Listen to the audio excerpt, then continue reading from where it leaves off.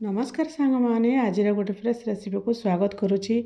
आज मु बनैबी जोड़ा कि पाची जाइथिबा कदली रे गोटे गोटे बरा जोड़ा कि ए कदलीटा तो खाइबा को माने एते भल लागिबने जोड़ा कि अति सड़ी जाइछि सेतिबे मु से ताकू नै गोटे बरा बनैबी जोड़ा कि माने पाचला कदली रे बरा सेतिबे माने बराटा बहुत टेस्टी लागिबो खाइबा को।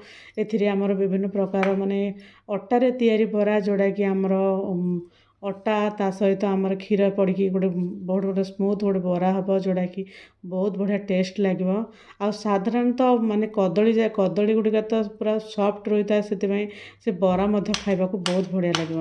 ये भाव में गोटे मुझे जोड़ा कि गोटे कदली को गोटे खंड खंड कर नहीं ताकू तापर गोटे बाउल नहीं गोटे कप आमर अटा नहीं ता सहित अल्प टी गोटे कप आप चाहिए नहीं पारे 2 कप नहीं पारे ता सहित अल्प टी आमर जोड़ा कि घी नहीं गुआ घी देवा द्वारा तार जोड़ा कि बरा बनइले तार गोटे बास्नाटा बहुत बढ़िया रही है। ता सहित बराटा टी स्मूथ होता है ता सहित अल्प टी आमर जुआणी नहीं जोड़ा कि जुआणी पकेवा द्वारा बराटा टी पाटी को बहुत बढ़िया टेस्ट लगे। ता सहित टी धला राशि नहीं ता सहित ए आउ टे आड करदेवी आमर जोड़ा कि अलैच टी गुंड सात ता सहित अलैच टी गुंड देदेले बहुत भल लगे। ता सहित स्वाद अनुसार लुण देदेबा ताकू अल्प टी पानी दे गोटे माने अल्प पानी देवानी अल्प टी चीनी देदेबा चीनी देकी ताकू भल भाव में हाथ में गोटे चामच रु 2 चामच अल्प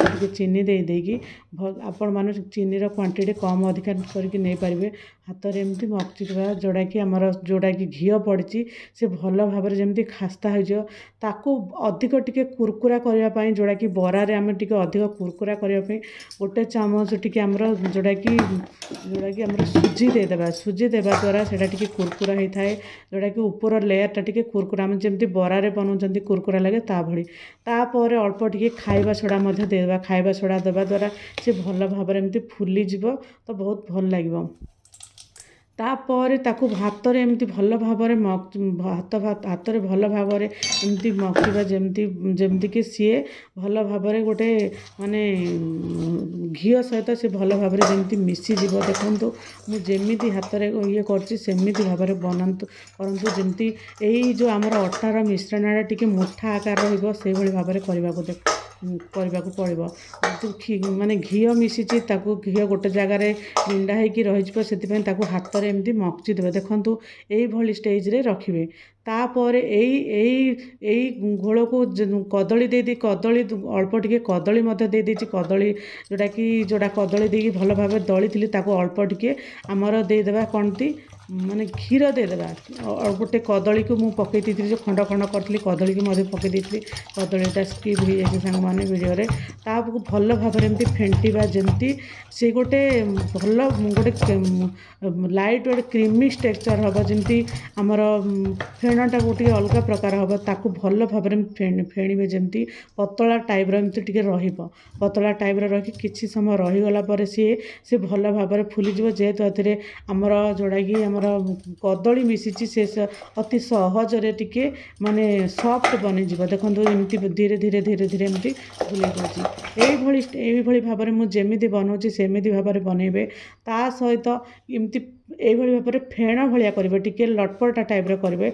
लटपटा टाइप कले से परफेक्ट माने जोड़ा कि छाणीबा समय से अति अति सहजरे फुलीज ना बिल्कुल भी फुल बनाई ताको भल भाव में एमती फेणवे देखो यहाँ मोर एटा रेडी हो गला। गैस ऊपर को गैस लगे गैस लगेला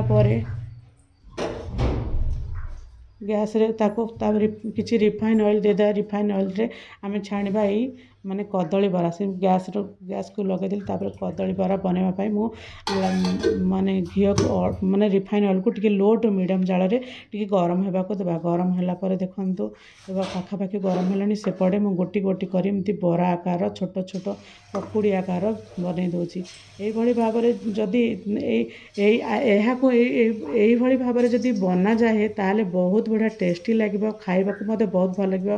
पाची जाइथिबा कदली बिल्कुल ଫୋପାଡ଼ିବାକୁ ପଡ଼ିବ ନାହିଁ। ଆଉ ଘରେ ପିଲାମାନେ ଅତି ସହଜରେ ମଧ୍ୟ ଖାଇବାକୁ ପସନ୍ଦ କରିବେ। ସାଧାରଣତଃ କଦଳୀ ପାଚିଗଲା ପରେ ଆମକୁ ଖାଇବାକୁ ବିଲକୁଲ ବି ଭଲ ଲାଗେନି, ଯେଉଁଟାକି ଅତି ସଢ଼ିଲା ଟାଇପ୍ର ଲାଗେ। ଯଦି ଏଇଭଳି ଭାବରେ ଆମେ ଯଦି ବରା ବନେଇଦେବା ତାହେଲେ ପିଲାଠୁ ବଡ଼ ସମସ୍ତଙ୍କୁ ବହୁତ ବଢ଼ିଆ ଲାଗିବ ଖାଇବାକୁ।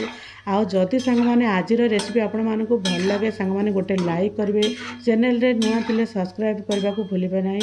ଆଉ ଆପଣମାନଙ୍କୁ ସବୁବେଳେ ନୂଆ ରେସିପି ଦେବା ପାଇଁ ମୁଁ ସବୁବେଳେ ଚେଷ୍ଟା କରୁଛି। ନୂଆ ନୂଆ ରେସିପି, ନୂଆ ଟ୍ରିକ୍ ଆଣ୍ଡ ଟିପ୍ସ ସହିତ ମୁଁ ଦେବା ପାଇଁ ଚେଷ୍ଟା କରୁଛି।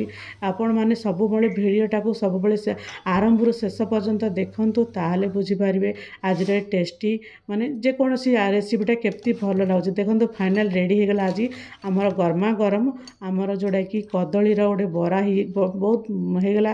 ତା ଦେଖନ୍ତୁ ଏ ବରା ଗୁଡ଼ିକ କେତେ ସଫ୍ଟ ହେଇଛି। ମୁଁ ଅଳ୍ପ ପରିମାଣରେ ନେଇଥିଲି, ଯେତିକି ପରିମାଣରେ ନେଇଥିଲି ତାକୁ ତା ଅନୁସାରେ 10ରୁ 15ଟା ଖଣ୍ଡେ ଆମର ବରା ହେଇଗଲା।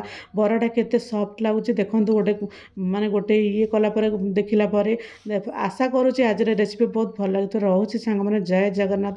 ପୁଣି ଦେଖାହେବ ନୂଆ ଏକ ରେସିପି ସହିତ। ଆପଣମାନେ ନିଶ୍ଚିତ ଭାବରେ ଟ୍ରାଏ କରନ୍ତୁ ପାଚିଲା କଦଳୀ ଉପରେ ନିହାତି ବରା। ରହୁଛି ସାଙ୍ଗମାନେ, ଜୟ ଜଗନ୍ନାଥ।